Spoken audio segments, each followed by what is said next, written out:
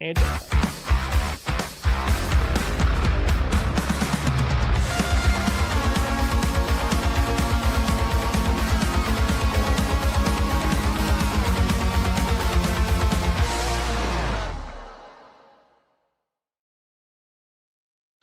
Welcome back to another edition of the KC Laboratory.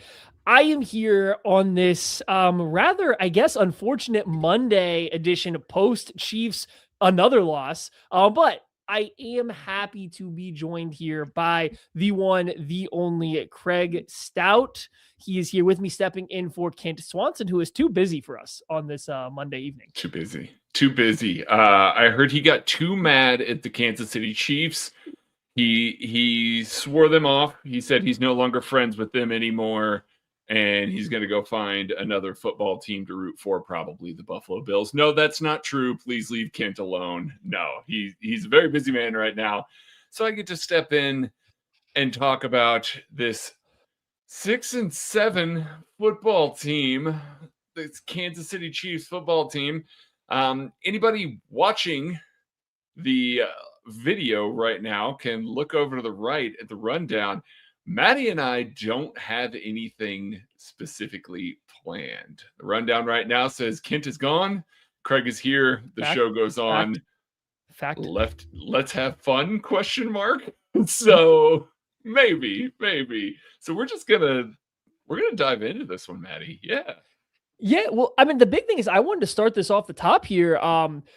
Listen, you and I and Kent have been podcasting about the Chiefs for a while now, right? It's been a couple years. It's been a minute. This is the first time, especially this time of year, but this is the first time where we're having to do a show, multiple shows now. I know they're not mathematically eliminated, but spiritually, the Chiefs kind of feel done. They kind of feel fried, and there's still football games left to play during the regular season, and we really haven't had to do that before. So that's just part of the rundown here is I am a little confused on what the structure of our show is going to be as we go through the rest of the regular season. I mean, yes, they're still playing for a chance at the playoffs right now, but not a very good chance, right? Like we are very close to them essentially not playing for anything going forward. And that's just a weird spot to be in to try to structure the show. It really is a weird spot to be in. Since I started covering this team, I've been through a lot of ups and downs, and so I want to start and kind of put this all in perspective here. Yes, there's a lot of mad people. There's also a lot of fans that are telling others be thankful for what you have right now because we remember what it was before. Completely get that. Been on both sides of that coin. More the bad side of that coin than the good side of that coin. That doesn't mean we can't talk about this football team this season critically and still know, especially when we get to the offseason here and things like that, that we are a very lucky fan base right now. So I do want to start with that because what we are about to go through is going to be a lot today. And I know there's going to be those people that are going to be sitting there saying, what are these guys talking about? They're very spoiled and selfish and all that. We know. We get it. Let's talk about it realistically as we stand right here at the end of the season with this football team being under 500, the latest in Andy Reid's tenure in an NFL season. It's not good. And yes, they're not mathematically eliminated, Maddie. You're right. They could still make the playoffs. As a matter of fact, there are some scenarios where you start looking at it where it doesn't seem completely out of the realm of possibility. They are down their starting left tackle. They are down their backup left tackle. Wanya Morris is now done for the season here. They might start Asa Pohl for the rest of the year. I mean, we are going to see.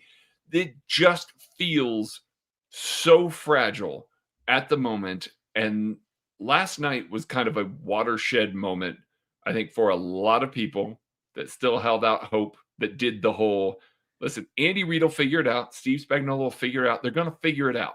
It's going to happen. They're going to right the ship.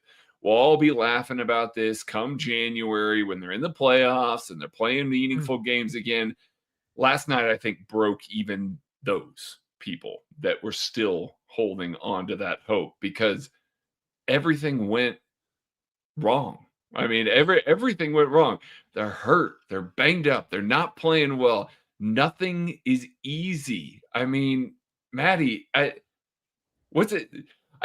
I've kind of been slowly processing it throughout the day here. It's like this is a Patrick Mahomes football team that is likely not going to make the playoffs. And even if they did at this stage, with all the injuries that they have, do you trust them to be able to hold up against it? I mean, it seems like the end of the big run of making at least overtime of the AFC Championship game every single year.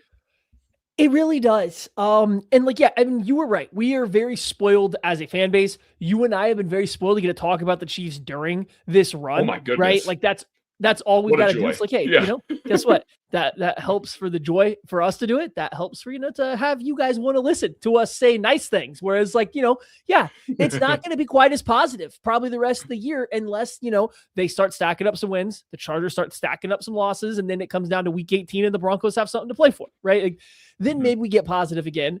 But besides that, it is probably going to be a little bit more down right now. And we have been very lucky. We have been very spoiled that we have been given that hand.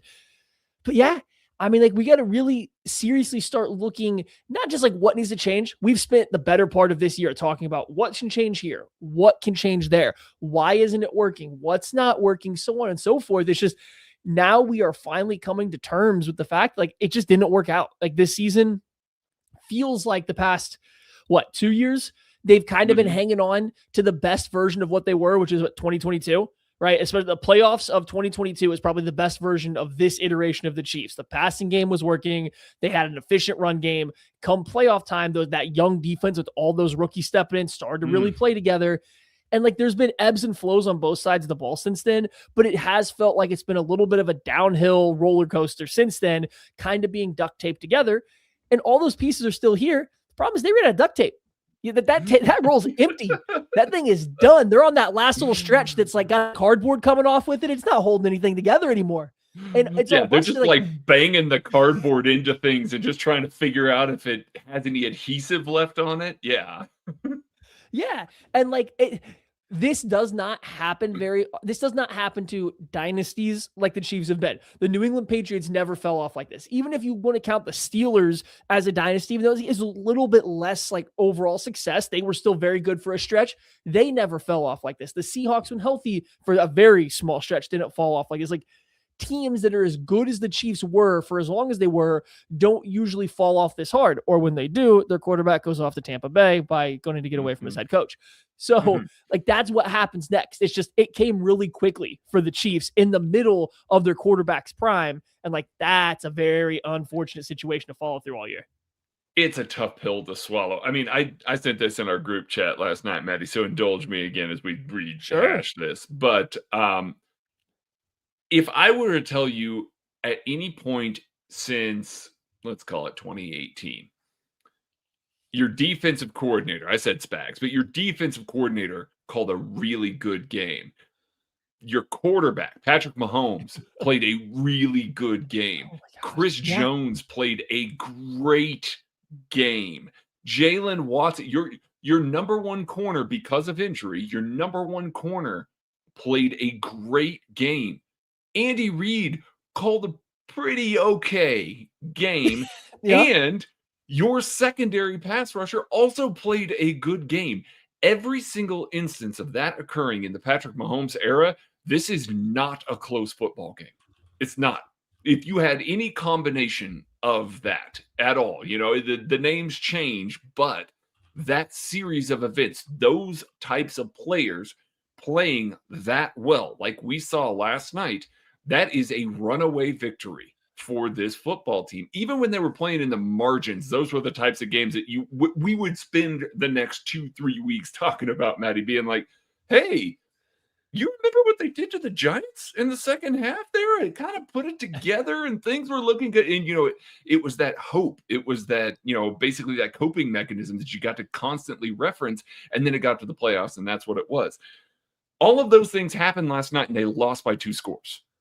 Like that hasn't happened in the Mahomes era. There have been moments where they have not played well, where Patrick has played well and they've lost big, where the defense has played well, they still didn't put it together. But when all those things have combined together, into a good football game for the team, those are games that they have almost universally won. And that was such a hard pill to swallow last night, watching that happen. And yeah, suspects, let them down. Your wide receiver one couldn't catch the ball. Your tight end that has been Mr. Reliable can't catch the ball. You have so many injuries on the offensive line. Didn't matter. Patrick was still playing like just insanely well. Defense is showing up in big moments. It just didn't matter. It was never close. It was never a game that they were realistically ever in control of. You never felt comfortable with that game. And that's what this season has been. Even when it's gone right, it's still gone wrong. And it kind of is the death knell of what we have seen. You can't just expect that we hit this point of the year. Andy and Spags turned it into turbo mode. Patrick is playing well. Chris Jones shows up. Now, hey, everything's fixed. That happened. It's not fixed. There's a huge reset that now needs to happen because those guys are getting older. The schemes are getting worn down. We're not seeing the same efficiency that we have in previous years. A major change has to occur. And last night, I mean, the whole season's been like that, but last night was really the big nail in the coffin because we're in December. This has got to have it mode. And those guys showed up and they still lose by 10. Yeah. In the past, the Chiefs would never have lost this game where the defense played it. The defense played really good. Rewatching the game, they also let the Texans off the hook quite a few times. They did. They were bad on those third downs where CJ Stroud was really making them pay. And like, you got to tip your cap sometimes with some really good plays. And I don't think that was the difference in this game. I don't want to put the blame on the defense, but the defense's warts did still show in the same way in this game at times. But the defense still generally gave you a pretty good game. Chris Jones gave you a great game. Oh my Offensively, goodness. You got a pretty darn good Patrick Mahomes game, given everything else he dealt with around him. You got Andy for a stretch there. I did think was doing some enough unique stuff or enough different stuff to give them a chance. That Houston eventually adjusted. And as soon as they adjusted, the Chiefs offense fell flat. And that's where we saw them stop doing anything yet again, which goes a larger point. Like, this team in the past wouldn't have lost those games.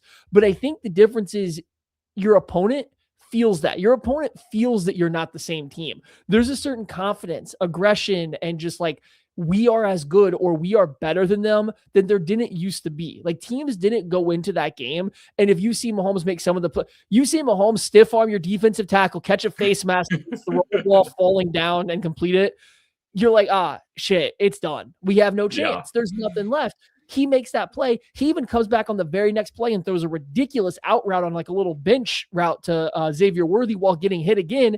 And the Texans still weren't shaken at all. They at no point in time were like, oh no, this is where it unravels, because they know the Chiefs were eventually going to shoot themselves in the foot and drop. Pass protection was bad. I get why it was bad, but it was bad. Defense, some key third downs to give us. Just, there's no fear of this team and the way they're constructed right now. And I think the fact that veil of invincibility has obviously slipped and is gone. But I think that does play a little bit of a role on why this team hasn't been able to come up big, even when some of the right pieces were stepping up. That's absolutely the case because, what was the whole... I mean, it feels so damn long ago, the whole Grim Reaper bullshit. You remember that? that whole thing where it felt inevitable. It was like, damn it, they're doing it again. They're right there. They're knocking on the door. We're going to lose this game. We have to play perfect. And you just see that pucker happening with every football team that the Chiefs are playing. Who's puckering against this football team right now? They don't. I mean, Patrick is still Patrick. There are moments where Spags is still Spags. Chris is still Chris. You have players that you can be afraid of on this football team. But right now, they do just as much wrong as they do right. You know, we talked for 3 seasons now about how they're playing in the margins and winning by, the very smallest of amounts. And they just have the kind of winning formula. If they were able to put it down, you couldn't put your finger on it because they just figured out a way. And a lot of times it was other teams screwing up because they're just like, Yeah. oh my God, we got a chance to beat the Chiefs. It's coming. Here it is. And then they don't. This year, everybody just kind of walks in and stays level-headed against this Chiefs football team, and it just kind of goes their way right now. You wait for the Chiefs to make the mistake and not the other way around. Some of that is, scheme. We've talked plenty about that. Yesterday was execution. I mean, I'm sorry. You can't have this many poor performances in a 2-season stretch here. Something has to change there. And so I guess, do we want to just kind of bring this into the macro matter, or want to stay with the Texans game? Where do we want to? Yeah, let's get any last little things about the Texans game off our chest, and we can get bigger, because I do think the better conversation to have is bigger. I went back and rewatched this Texans game, and two things that I don't think that I talked about enough last night that really stuck out to me, and this is no surprise, but the Chiefs.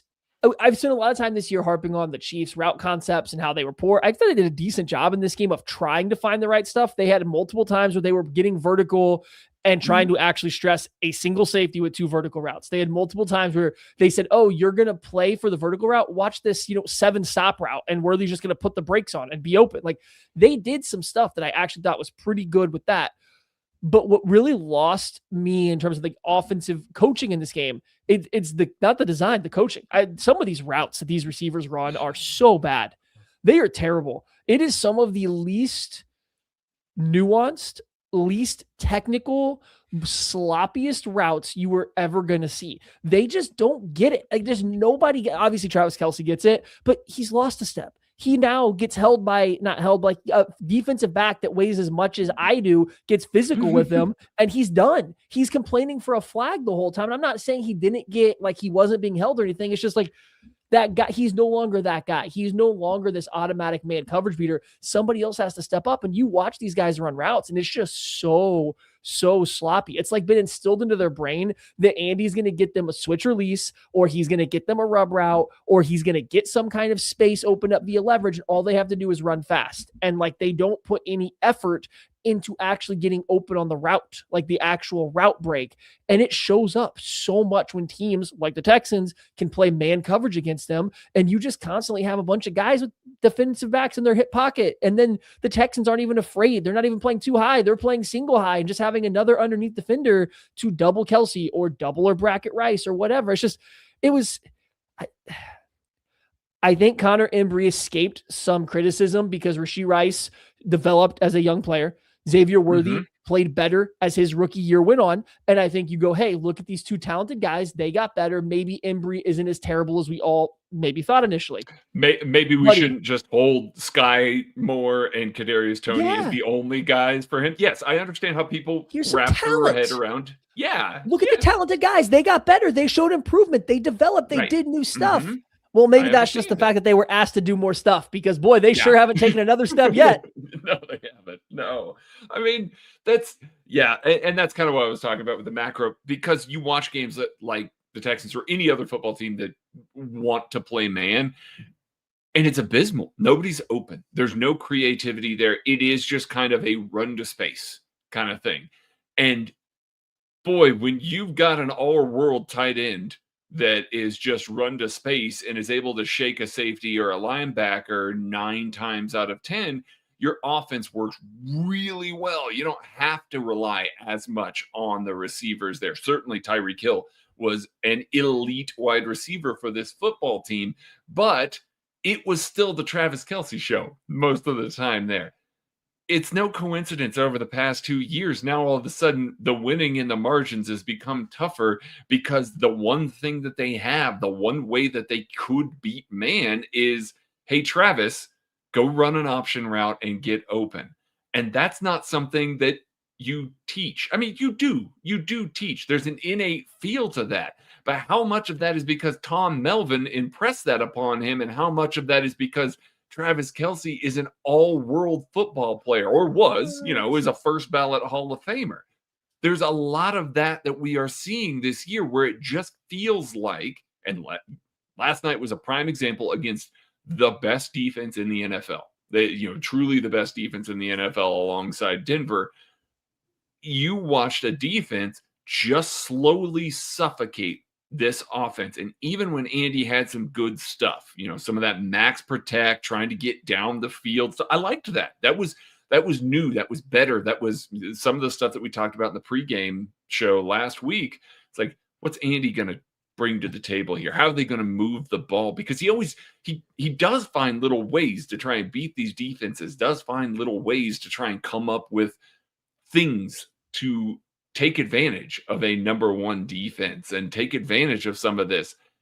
It just wasn't there in the same way that we have seen it come up with. And it wasn't the scheme. It was guys dropping balls, guys not playing well, guys with a lack of focus and a lack of execution. When you're a 6-6 football team that needs this game, needed the last game, needed the game before it, and the game before that, and the game before that, they've been playing for their playoff lives for the better part of a month and a half, and you still come out and you look like a team that's just like, it's week one, we'll figure it out later. It just feels like a group of guys that doesn't play detailed, doesn't execute at a high level, and just kind of expects that it's going to come. And again, when you had an all-world tight end that you could expect that he was going to show up in the biggest moments 2 years ago, yeah, it did. That's where it came from. It's not been there for the past couple of years, and yet they still kind of play like that. And while some of that we can lay at the feet of the players for not showing up and not having that intensity and not playing to that level. And even Travis Kelce, I know I'm calling him an all-world tight end, knowing full well that he was awful yesterday in that football game. It does come down to the coaches. This is what you pay them for. You pay these guys to get the players ready. You pay them to get better. You pay them to get beyond some of their limitations. And all we have seen this year, and last night was a microcosm of that, is a group of guys that looks not ready to meet the moment, or was ready to meet the moment and is now too old to make the impact that they need to. It is just, they're in a weird spot where they are trying to just rely on old habits to win them games again, instead of relying on what we hear is a really good coaching staff to go out there and make them better. Well, I think that's a perfect note to get into some of the macro stuff. But before we do that, we do got to take a quick break. So we will be right back to talk about that. My name is Terrell Jolly. A lot of people call me TJ, founder and CEO of Integrity Capital Management. So Integrity Capital Management originally started out as a property management firm, but we slowly transitioned to what is described as an incremental development firm that's focused on situational housing. I know most people say affordable, but we believe in creating housing for people that are actually in need and built to the end user. I believe everyone needs a home, because when you have home, you have hope. The reality is that when you're building a business, one thing you don't think about is like what a true banking relationship means. And, I had the honor and privilege of meeting Debbie early on in my career when I was just trying to get going. And as a small business, it's really challenging at times because people don't understand the concept or not believe the longevity because you're just getting started. But Debbie was willing to take a chance on me, be patient with me. I almost look at it like a grassroots initiative. She's seen and believe what I'm about. Anybody that's really true about their business and want to get some things done, I would definitely trust hands down Emprise, because Deb's team, along with Aaron and Jackie and all the amazing people that work behind the scenes, even from the treasury side, I would say, hey, give them an opportunity, because you won't be disappointed and you will actually be in hands that actually somebody care and that will see you from start to finish.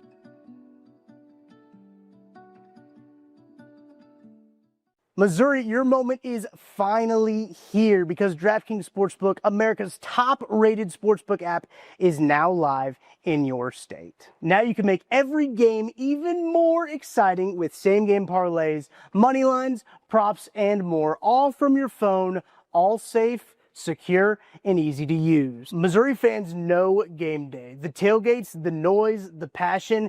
Now with DraftKings Sportsbook, you can bring that same energy to every snap, every touchdown, every win. And right now, new Missouri customers can bet just $5 and get $300 in bonus bets instantly.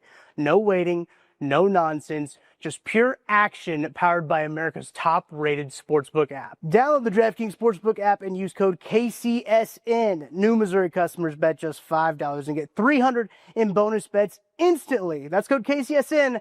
The crown is yours. In partnership with DraftKings Sportsbook. Gambling problem? Call 1-800-GAMBLER. 21 plus, physically present in Missouri. Eligibility and restrictions apply. Terms at DraftKings.com/sportsbook. Bonus bets expire 7 days after issuance. For additional terms and responsible gaming resources, see sportsbook.draftkings.com/promos. Oh, I love that ad for the audio listeners. I know we say it every time. I'm not going to linger on it, but the just watching Tucker do these ad reads is amazing.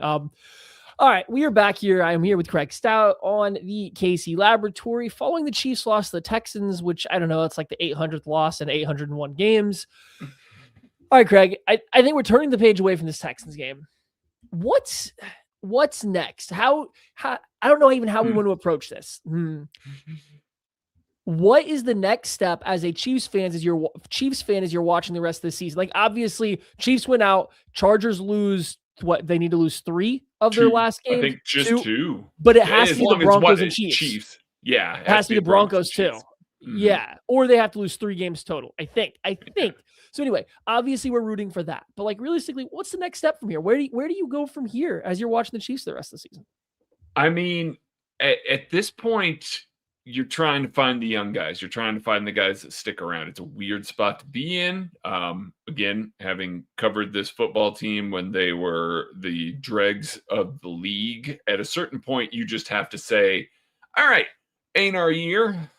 Let's see what we got here. And I'm not condoning Patrick Mahomes sitting, anything like that, but try some stuff. Try different concepts. Try and put more on Xavier Worthy's plate. Let's see. Hey, here's your route tree. Let's go run a different route tree this week. Let's see what you can do on that front. Hey, Rashid, we're not just going to run you on, mesh bubbles and slants. We're actually going to make you run some deep digs. We're going to have you run some of these concepts that aren't typically in your wheelhouse to figure out if you can. Maybe it's the Brashard Smith show. Maybe we say, hey, listen, thanks, Kareem. We appreciate your efforts this year, but we got to turn the page and figure out who we got moving forward. Your body is taking a beating this year. We appreciate you, but we need to see what else we've got here in the room. It's a lot of those sorts of decisions. It's not waving the white flag or giving up, but it's saying, hey, we're going to still try and win out, obviously, because you got to try and win out, try and get to the playoffs until you're mathematically eliminated. And until then, let's also see what else we've got. So before we get into the coaching staff, Maddie, what are you kind of looking for the rest of the year? What would you expect if you were in this scenario? I expect them to keep doing the same thing they've been doing. Maybe it's 2 different things there. Because, here it is. I just watched Chris Jones put it all on the line for an entire game and try to will this. I watched Patrick Mahomes getting an electronic heated knee brace put on his knee in between drives with like an 8th string offensive line and still taking off to run on 3rd downs when he had to. Like, I watched 2 guys that I've seen be unbelievably competitive at an unreal level, still go out there and fight. And they are going to go into that locker room and they're going to say, hey, if we win our next game, which what is the Chargers their next game, right? Am I correct? Yeah. If we win our next game and we win the game after that, and we win the game after that, you know what I mean? They're going to say, hey, if we win these games, we still have a chance. And for the Chiefs to have such a low percentage of a chance, like, there is a reasonable way. So I don't expect them to just call it yet in any way because some of the guys they have in that room. That said, what I would like to see at some point in time the rest of this year, Joshua Simmons isn't coming back for a few more weeks at best, right? And Wanya Morris ain't playing, right? Nope. Maybe let S.A. Pole just see what he's got. Like, you know what I mean? Maybe we have a week to work with. We're still going to give you a bunch of help. You're not going to go up against Will Anderson and Danielle Hunter every single week. So maybe we don't need to do as much help as we just did in this game, but let's see what he has. And you know what I'd really like to do? I'd kick him over to the right side.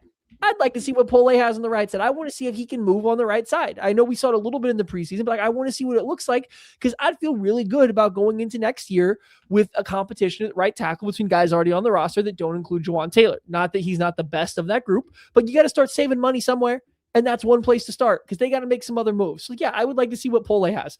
I thought Ashton Gelati played one of his better games of the year. Let's continue to get him more done. He needs to play more than Mike Dana, who just doesn't seem to have it after a slew of injuries the last couple seasons. Like, he just seems to have lost a little bit of juice he had. So let's see some more Gelati and see what he can do with those reps. Hey, listen, get excited, Craig. It's time to see your guy. Leo Chenal's been great for the Chiefs, but if you're not bringing him back, Cooper. Let's see what Cooper has. It's McDonald's time. You gotta start making some decisions. You can't bring back Drew Tranquil and Leo Chenal. You're gonna have to make a decision. Let's see. I mean, like, there are some young guys that I think I would like to see what they have in spurts down the stretch. Like you said, you can't completely just go, oh no, we're done this year. Yet we're another loss or a Chargers some point in time away from that. But you can start seeing what some of these young guys that might play a role going forward can do for you, because you're going to have to make some hard decisions to get this team back on track because they need some significant changeover. I really like that I called him Issa Pole and you didn't stop me at all. This is how I know that you're not Kent, because Kent would have started laughing, stopped, and been like, hey, Craig, that's not how you pronounce his name, and drawn attention to it. So instead, you're leaving it to me to fix my own mistake, which you knew eventually I would do. Listen, actually, if it makes you feel better, Kent said Pole all night last night on the post game, even though he said, I'm going to have to correct this, and continued to say Pole. So you're in the clear. Got it. Okay. Got it. Okay. Well, good, it's going to be real funny too if Collinsworth is wrong and it actually is Pole. And he I just went and looked it up on the Chiefs pronunciation website. It's Essa Pole. Essa Pole. You know, you would think that maybe I would do that before I do this, but no, that's anybody who's been a long time Lab listener knows I can't. Even when I learn it, I don't remember it. I'm definitely going to call him Issa Pole later. That's kind of what it is. And it makes me wonder if let's go down this road where Kansas City Chiefs get mathematically eliminated from the playoffs this next weekend. You know, let's go down that road. It makes me wonder if we start to see some of the cuts and changes a little bit more. We have seen in the past when things have not been going great, Andy Reid has loosened his grip on some of the play calling. He's loosened his grip on some of the control that he has had over this football team. Now, I think we're on the Andy show for the rest of the year here. I want to be clear. I don't think that we're seeing a change. You win a couple of Super Bowls, you start to think maybe you got it figured out. Obviously, Andy did, and he did for a while with the Super Bowl as well. But I look over this coaching staff, specifically on offense, Maddie. I mean, we talk about all the time in offseason. There were a number of years there where we've talked about guys that, you know, got either head coaching opportunities or maybe get poached from this team, or you're worried about, man, we really got to make sure Dave Merritt stays here because he's really one of the ones that we got to stick around. I mean, I remember how pissed off when Sam Madison left. We were just like, damn it, that was a good one. Why did we let a good one go? As it turns out, Dave Merritt's really good as well. I feel the same way about Spags to a certain extent. Joe Cullen, although the returns have not been awesome as of late there.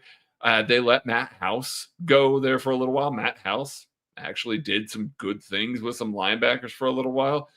But when you look over at the offensive side of the football, how many of these players or how many of these coaches would you look at and be like, oh, damn it, if they left? And if I take Andy Heck out of the equation, are you even blinking at any of the other offensive coaches being gone from this staff? I'm sure they're nice individuals. I'm sure they're nice people. I don't wish anybody to get fired or anything like that. But if they were to be, are you even blinking at anybody not named Andy Heck? I don't think so. I think I'm probably pretty good with anybody going. I mean, like Tom Melvin wants to like how much of what has he done besides be the coach of Travis Kelce?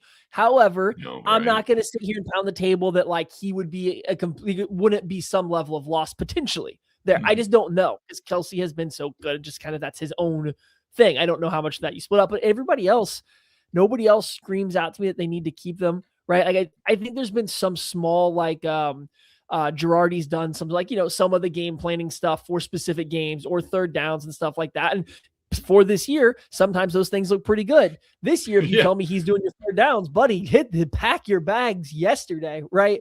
I would love this entire offensive coaching staff to be turned over. Here's the problem. Andy Reid sits at the top. And they're all his guys. They're all his dudes. And Andy doesn't get rid of his dudes. I mean, maybe a couple guys have a contract that's coming up this year. I don't know that for a fact. I'm saying maybe. And maybe you get some turnover there. But he's not going to straight up fire anybody. One, the team's not going to pay multiple coaches if their contracts aren't up for the same position. That's first. Second, Andy's not going to tell a guy that's his buddy, like, hey, you're out of a job, because these are all his dudes. This is his coaching tree. These are guys that he brought to the sport, to this spot. This is what matters to him. And I'm not obviously winning Super Bowls matters, but like a big part of what matters to Andy is growing these guys that he has taught, who he has coached up, who he has developed in his coaching tree to go out and do their own thing. So like, he doesn't want to give up on any of those guys. Even if there was somebody available that wanted to come here, guess what?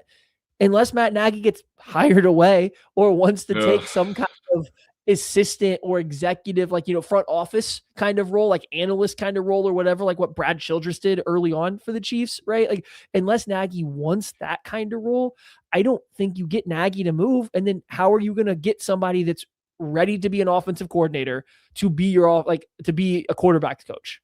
Who wants to go from being a coordinator somewhere to a quarterback's coach? Who wants to go from being a hot named offensive coordinator in college or the NFL to come be the Chiefs quarterback coach and clearly be in line behind Matt Nagy? I mean, yes, fully agree with all of that. Counterpoint, he came here in 2022. We do know that they like to hand out 3-year contracts. Now, I'm not saying that Matt Nagy got a 3-year contract. His first year was senior assistant and quarterback coach before he took over as the offensive coordinator. Go do that again? Yeah. I mean, you look at that and you say, okay, well, maybe there's an opportunity there. I also look at this offense and I say, how do you not have a solution to beat man coverage? Excuse you, they run mesh. How do you not have a solution outside of one play that you want, or 2-3 variations of that one play? If I have to watch mesh sit, whatever they call it within the structure of their offense, where it's just Travis Kelce in the middle of the field, guess what? That shit worked like crazy 4 years ago. Like it did. It doesn't right now. So there's no solution. There's no easy button. You've heard us talk about how there are no layups in this offense. I look at that, and yes, Andy Reid is the heart of the offense. He is calling the plays. It's part of that. But at a certain point, you have to take a step back and say, why isn't this working? Why can't we beat basic man coverage? Why can't we come up with some things that make it a little easier for us to move the ball? When I look around the league and I see the multitude of other teams that are making this easier on quarterbacks that are worse built than our football team supposedly is, how am I not evaluating the entire structure of that? Yes, there is loyalty there. Yes, he is probably going to hang on to as many of these individuals as possible. This is also the first year that we have seen where they are not playing in a Super Bowl or the playoffs if they miss the playoffs here. I want to reference the last 2 times. This football team did not make it into the Super Bowl. You ready for this? 2018, 2019. What happened there? They fired Bob Sutton. They fired that entire staff. They brought in everybody. They didn't renew his contract. And they removed all of his staff. They removed all of his staff. Yes, they removed every element of his staff. Yes, we know Spags was sitting and waiting for this position to open up. I get it. I do. And hey, I love it. Thanks. It was the right move. Great work, Andy, on that one. But they turned over the entire staff there. The only other time in the Mahomes era that hasn't happened, where they didn't make a Super Bowl, What did they do? They traded Tyreek Hill. They gutted several members of their staff. It's not like it was just Tyreek. They made moves as a part of that. They had guys leave after that year. Coaches leave. Members of the front office leave. There was a big turnover there that I know we lay it at the feet of, oh, it's Tyreek Hill, and then they drafted Trent McDuffie, and they drafted George Karlaftis, and then they went, oh, okay, everything's fixed. No, they moved on from a lot of guys. There was a lot of turnover there. We're back to that situation. Add to that real quick. Go ahead. They interviewed Liam Cohen coming from the offensive coordinator from Kentucky. Now, they offered him a quarterback's coaching job because they needed to bring back Eric Bieniemy on a 1-year deal because he didn't get hired to be a head coach. However, they did at least interview an outside offensive mind. And I mean, I don't know if they officially offered him a job, but it sounded like he was not going to be in the offensive coordinator running because Bieniemy was coming back, but they were willing to bring him on the staff. So it did fail. And there was offensive failures that year, and they were willing to at least look outside the tree to bring somebody on. I do think this is the trick you run into, though, and this is why the Nagy problem lies. You're in the same spot. If you're not going to open up the offensive coordinator spot like you didn't back then in going into 2022, that means you're going to have to find somebody that's okay taking a quarterback coaching job. But then also, whoever it is, it can't be somebody that is still on the up and up or like upcoming and rising, because then what's Andy's like real reason to listen to him, right? Like if the guy's not proven anything, if somebody's coming in that doesn't really have a track record that says, hey, I really get this, what's the real pull for Andy to be like, oh, I understand that you might be right and I might be wrong. So you got to get somebody with enough gravitas to make Andy listen, which it takes a lot because he's a very smart guy. And guess what? When you're really great at something, you kind of get a pretty good ego about that. That's not a bad thing. You just do. So you need somebody that has significant sway to actually make Andy listen. But then how do you get somebody at that level to agree not to be a coordinator, but to be a QB coach? Like they are in a little bit of a pickle with that. I hope they find a way to figure this out. Hey, Titans, Matt Nagy's not a problem with the offense. He's the reason it works. Not a problem. Not a problem. But yes, like I hope they can do something. It seems more likely to me that it would be position coaches, which can make a difference. It's just they need some fresh ideas, and I don't know if that comes in from, I don't even know what to do anymore. Everybody, all the good college fun teams have lost their guys. All NFL teams right now, the good offenses are doing well, so they're not going to let their people go. Like it's really hard to find somebody. But like the Colts aren't going to lose whoever the QB coach is to just be the Chiefs QB coach randomly. You know what I mean? Right. I mean, yeah, but that's largely what they did in the 2022 offseason here. Matt House got hired by LSU. They let him walk. His contract was up. They let him walk. Moved Brendan Daly over to linebackers coach. I remember, a lot of people don't talk about Brendan Daly anymore, but they moved him over there because Joe Cullen became free. And that was a major hire that really helped turn around this defensive line for a couple of years here. Mike Kafka got hired by the New York Giants. He was the quarterback's coach. Who do they bring in? Matt Nagy, who helped kind of revert back to this West Coast offense that we all hate right now, that we really didn't like, but it was crazy efficient in 2022. It was Matt Nagy. It was a guy that was there for a part of that. Sam Madison got hired away. They allowed Dave Mannert to have a bigger role in that. Now all of a sudden you see the development for several of these players go through there.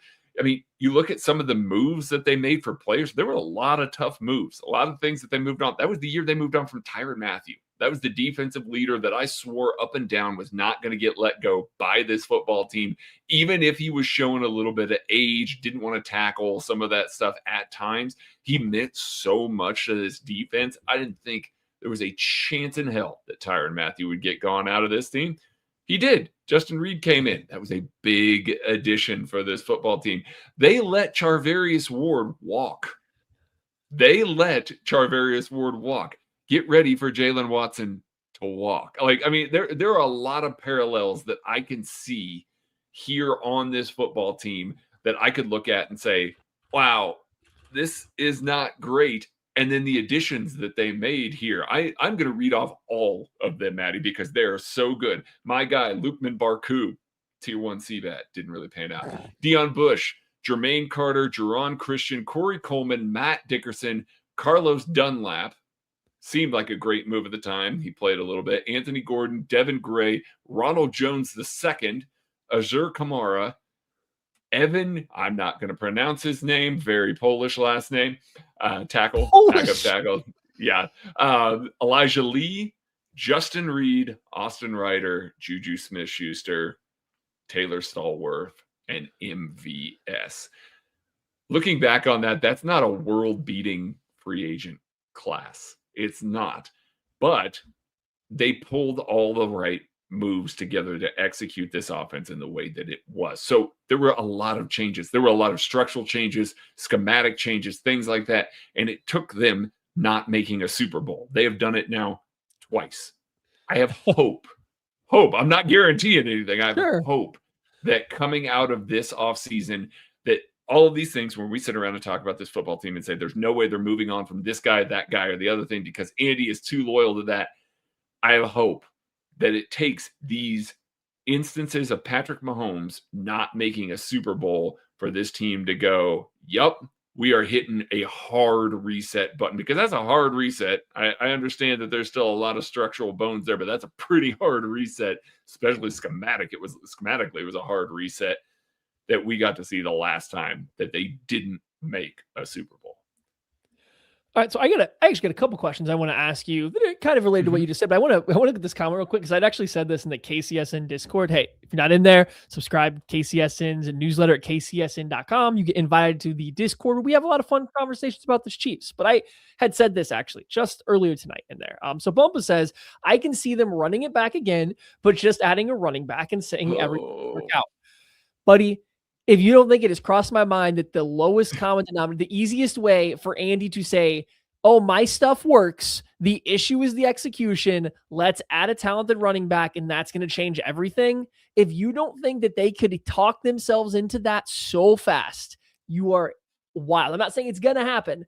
I can easily see the pathway where they go, well, I think what we're doing is working. If that running back doesn't just run into the backside of Travis Kelce every other run, then maybe we get some yards. And they would respect us. So let's just add a running back and keep doing the same thing. Never mind that that your leverage RPOs are half as effective as real, like truly reading a linebacker RPO, and the league doesn't let you do that anymore with the way they play. Never mind that your horizontal stretch stuff doesn't work. Never mind that your offense structurally is flawed.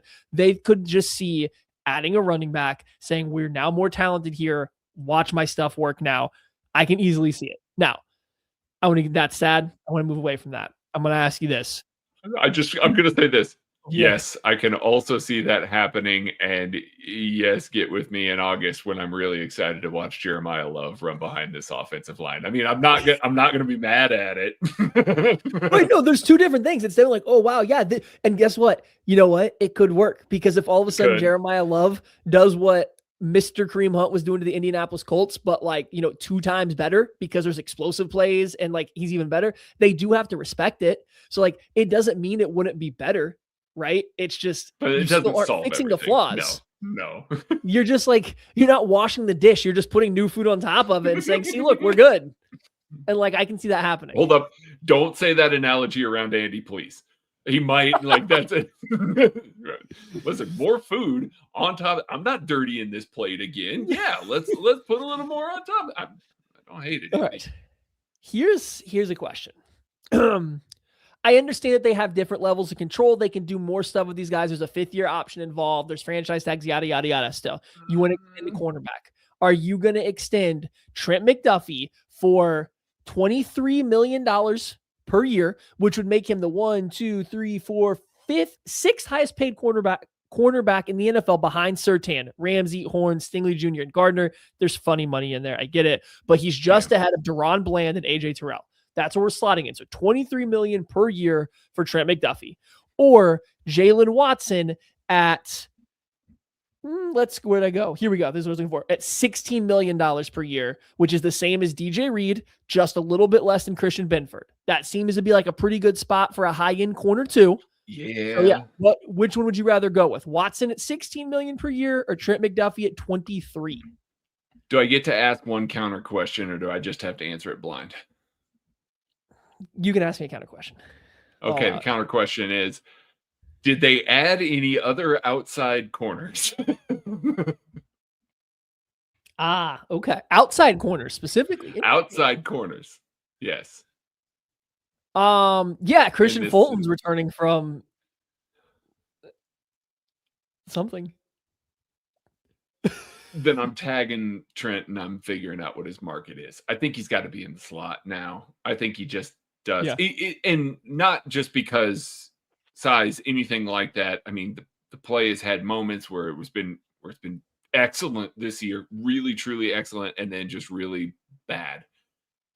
They need him to be a blitzer and a run enforcer in such a big way. Like Shamari Connor tries from the slot, man. He is just trying his ass off out there. And yeah, Maddie, I appreciated that you pointed out last night the width on the throw that it looked like CJ Stroud missed, that Connor threw off the timing on Nico Collins. That was a really good play from the slot by Connor. We don't talk about never going to show. It's never going to show up because like nothing about it looks noticeable except for they showed the end zone view. Like, oh no, he takes a good shuffle step and like he forces Nico to go way out of his way. It looked like McCole Hardman trying to run out the Super Bowl against Tampa. Yeah, it did. It was a great play by Shamari Connor. I don't want to see Shamari Connor in the slot. I'm fine with seeing Shamari Connor at safety. I just don't want to see him in the slot anymore. I want the guy who is an excellent slot corner, is an excellent blitzer, is excellent in run support, does every little thing that you could ever want your slot corner to do to play in the slot. And if they let Jalen Watson walk, which I do believe that they are going to do, I think that they're going to tag Trent McDuffie.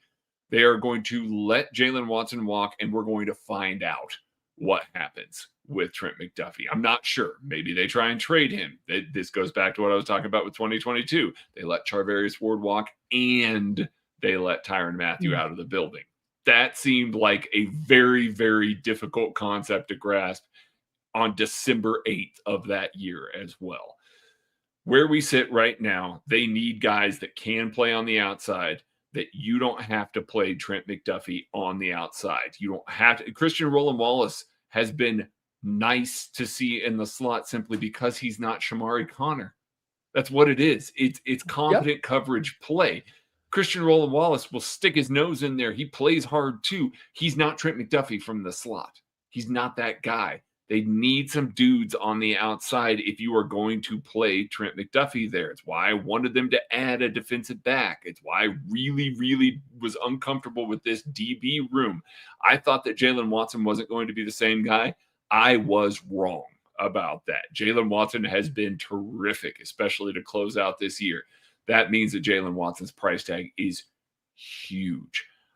I think at this point they're going to let Jalen Watson walk, and I think they're going to tag or pick up his fifth-year option, but be prepared to tag him the next year essentially, and then see what you can get for him. Can you get a first for him this year?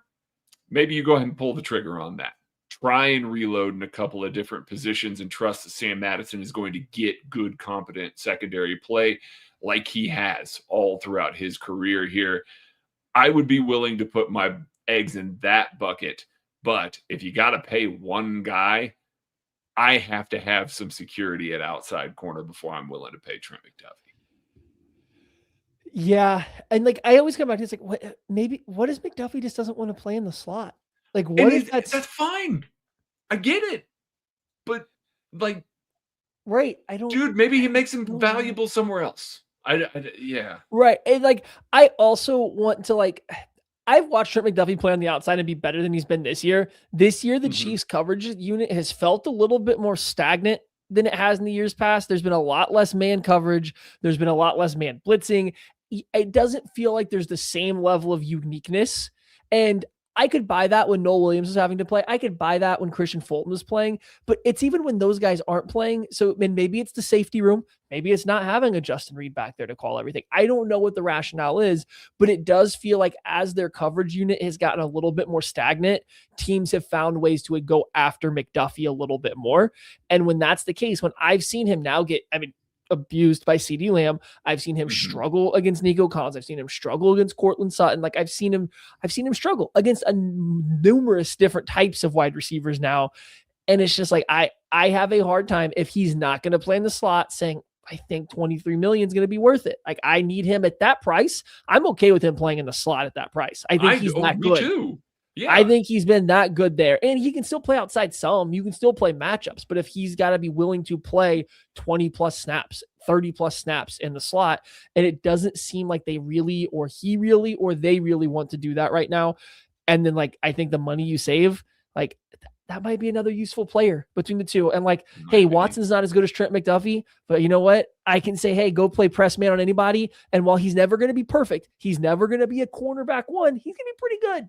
Like, he's never going to be like the problem. And like, I think you can get away with that. Yeah, but who was the last outside corner they paid? I mean, Charvarius would have been the one that was really eligible. I know L'Jarius Sneed is there, but I think we all learned pretty quickly why L'Jarius Sneed wasn't in Kansas City. That knee, unfortunately, was a ticking time bomb. Charvarius would have been the guy.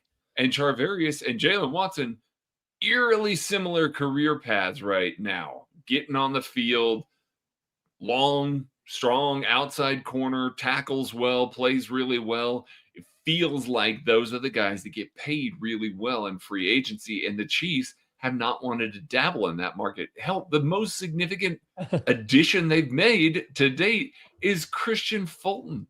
And like, no, just no to that guy. So I don't know. Maybe they break the trend. Maybe that's part of the rebuild here to do that. But I would struggle to see them paying an outside corner with Sam Madison still here specifically. Yeah. No, and again, that's entirely fair.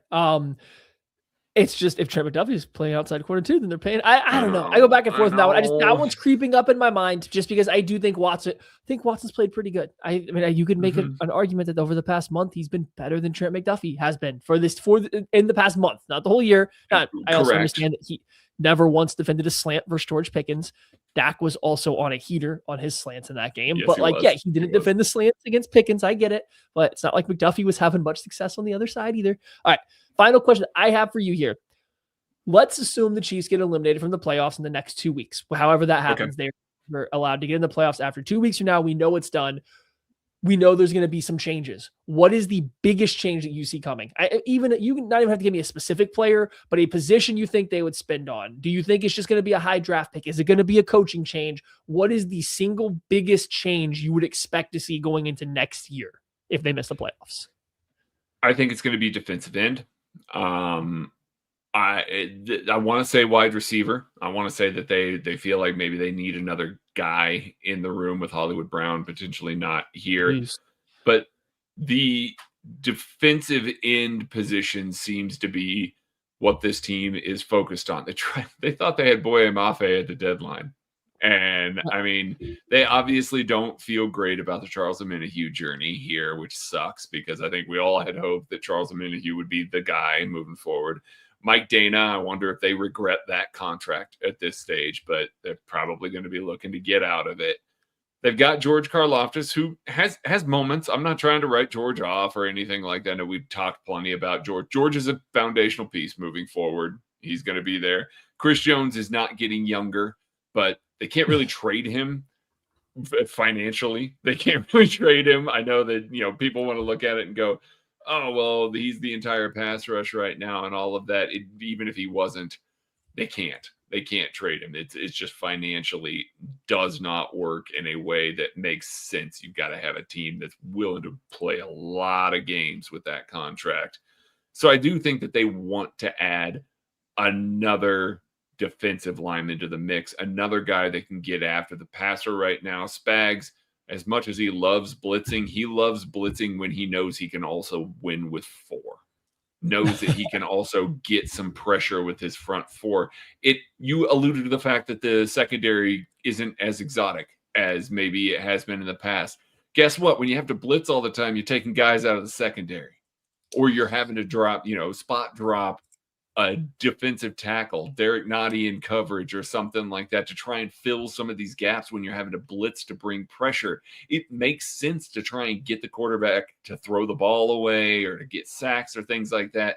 But at a certain point, you got to go, man, I really wish that we could just have, 7 guys in coverage that can actually cover. That would be awesome to rely on our front four.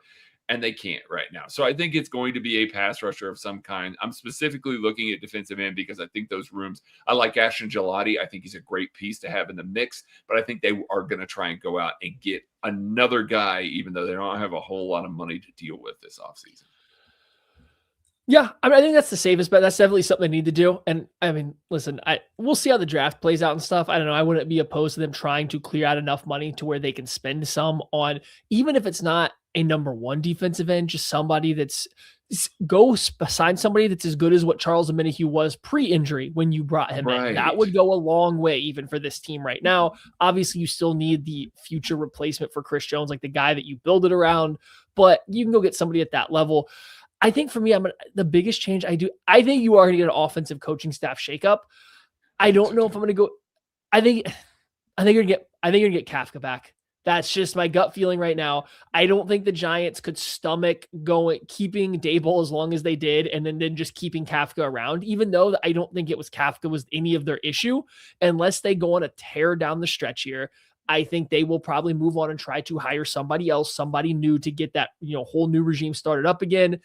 Kafka being available, I don't know if he gets the OC job, but he seems like a guy that kind of might do what Nagy did, where he comes back for a year, not as the OC, knowing that he's getting that OC job next, or maybe because it's a guy that they didn't want to lose in the first place. It was a guy that was very much on an OC path in Kansas City. Yeah. He just had to wait his turn way longer than he wanted to. And obviously, he didn't need to, given the Giants. I think he comes back. He would have, I think, enough pull to be worthy of making Nagy move positions. He could get Andy's ear. Yes, he's still from the Andy tree, but he's at least been with Daboll long enough, which is different ideas. It's new ideas. And again, I think from what I remember, Kafka got a lot of credit for third down work, for the passing game stuff that he was doing before they left. Because Eric Bieniemy, let's be real, Eric Bieniemy wasn't doing a lot of passing game development and design. That was Eric Bieniemy's kind of thing. That was falling somewhere else in that coaching. Demanding execution. That's what he was doing. I think Kafka coming back is probably what I think the biggest swing ends up being. Yeah, I think that's along the right path there. So I'm going to ask you two questions. First of all, we talked about edge rushers here. I'm going to present two names. You tell me which is more likely to end up in Kansas City. Whoever played with the Chiefs. Hang on. Let me scroll through here. Let me see what I got here. What's Tom up to? Hey, Charles Omenihu is a Emmanuel Ogba. Let's see here. We're still going through. No. Trey Hendrickson or Boye Mafe? Mafe, because he fits the age profile they like better. He will be cheaper, especially coming off of a down year right now. And we now know that they have had interest. So, I feel like that feels like a pretty easy one between those two names. As much as I would love Hendrickson, that feels a lot more like we're directly replacing Chris Jones, and I don't know how you do that while Chris Jones is still on the books too. What if it's Mafe and like David Ojabo trying to take a couple bites at the apple there? Steve Spagnuolo will look at David Ojabo one time and say, buddy, all right. Last question I have, and then we can get out of here. Oh, by the way, Michael Clemens is free agent this year. There it is. Michael Clemens fits every part of Steve Spagnuolo and the Kansas City Chiefs profile. Last question here, and then we can duck out. Is Dave Toub on this football team as a coach next year? Ooh. Is his contract up? Boy, I don't know. I mean, hey, listen, he got the punter situation kind of working, I guess. I guess, his gunners are bad. It's the penalties. It's the penalties, man. The penalties so that's frustrating, but that's not a Toub thing. Toub's not telling guys to commit penalties, and they've always been a decently high penalized special teams unit, even when they were constantly raking first. My issue is how many times these return men under this new rule run side to side and try to tempo what they're doing instead of just putting their foot in the ground and hitting it. And it's been enough different guys now that it must be something that Toub is coaching these returners on kickoffs in particular, that they need to tempo, that they need to try to see he's trying to make these guys into running backs on a kick return. I watch other teams, and it doesn't matter if it's a fullback catching the ball or an offensive guard. They just put their chin down. They run straight ahead from wherever they get it. They pick the one of the two lanes ahead of them, and they get to the 35 every single time. And here we have Nico Remigio with his 4.7 speed working laterally, or even Brashard Smith after his one good run, his next one took 5 hard steps and then started tempoing his run and made a hard cut laterally like he was about to outrun the pursuit of 2 unblocked guys. Like, what are we doing? And so, like, I feel confident enough that that's got to be a coaching thing. And while I don't think it's a fireable offense, it's annoying me enough that I would be okay with it.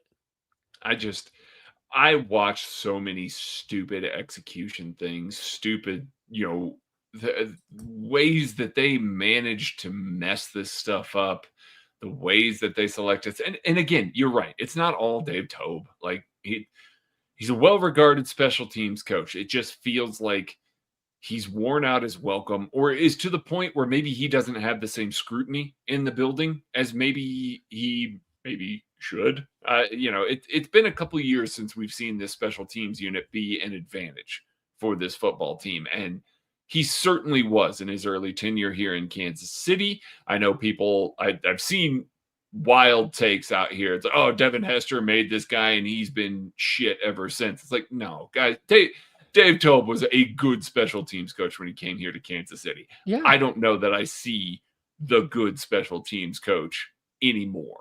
And so I think it's time. Like, I think that is a major input to several decisions that get made on this football team. That is a major person in the room that helps dictate not necessarily, the offense or the defense or anything like that, but some of the culture. He's been around a long time. He has a gravitas in that building, and that is potentially more seismic from an inside the building focus than a Matt Nagy leaving, because Matt Nagy's been gone before. They went and they did it without him. This would be Andy saying, none of y'all are safe. I let one of these guys, one of my core guys, walk. I let that, I specifically said walk, not fire, but, walk out the door here because we're done with this. I do think that challenges maybe some of the approaches and things like that. And it makes, if Andy Reid is able to come to the conclusion this offseason, we need to make change. We can't keep doing the same thing anymore. Being able to point to Andy let Toub go helps that kind of messaging land a little bit more, and maybe makes people feel a little bit more emboldened to say, hey, we're not going to do things that way anymore. Let's try this new thing. I don't know. I will hear it out as sort of a culture change move, maybe more than just, hey, the special teams coach needs to go. Hey, yeah, let's go. Let's add a more talented running back. We'll change our special teams coordinator, and then we'll say it's not our fault. Our stuff worked.